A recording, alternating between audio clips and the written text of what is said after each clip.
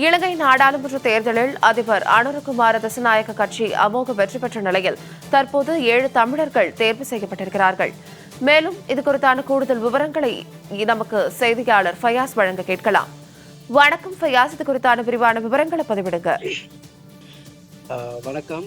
14ஆம் தேதி நடைபெற்ற நாடாளுமன்ற தேர்தலில் அரசியல்ல ஒரு முக்கியமான ஒரு திருப்புமுனை நடந்த என்னவென்றால், இதுவரைக்கும் நடந்திருக்காத ஒரு வரலாறுன்னு கூட சொல்லலாம். நம்ம அது என்னன்னா, 7 தமிழர்கள் தேசிய மக்கள் சக்தியில போட்டியிட்டு அவர்கள் வெற்றி பெற்றுள்ளார்கள். இது ஒரு பெரிய ஒரு இலங்கைக்கு உண்மையிலேயே சொல்ல போனா தமிழ் பேசும் மக்கள்ல ஒரு பெரிய ஒரு வெற்றின்னு நம்ம கருதலாம். அதுவும் இது வெற்றி பெற்றவர்கள் எல்லாமே பெருந்தோட்ட மக்கள், பெருந்தோட்ட தேயிலை தொழிலாளர்களோட, தேயிலை பறிக்கும் தொழிலாளர்கள், அவங்களோட பிள்ளைகள், அது போன்றவங்க தான் இதுல வெற்றி பெற்றிருக்கிறாங்க.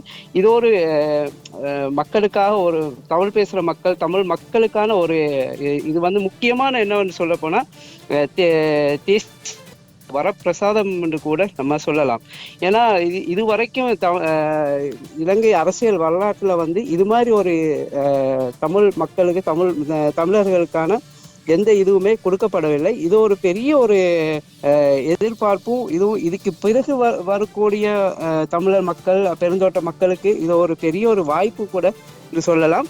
மற்றும் எதிர்வரும் 21ஆம் தேதி புதிய பாராளுமன்றம் கூட இருக்கிறது. அதை பிறகுதான் அமைச்சர் பதவிகள் அவங்களெல்லாம் வழங்கப்படும். இதுல தேசிய மக்கள் சக்தி தற்பொழுது இப்ப 3இல் 1 பங்கு அவங்க வெற்றி பெற்றுள்ளார்கள். அதனால அவர்களுக்கு எந்த கட்சியோட ஆதரவும் தேவையில்லாம அவங்களுக்கு பாராளுமன்றத்தை அமைக்கிறதுக்கு அவங்களுக்கு சான்ஸ் கிடைச்சிருக்குன்னு சொல்லலாம். கூடுதல் தகவல்கள் இனியும் நான் உங்களுக்கு வழங்கி கொண்டிருப்பேன். நன்றி.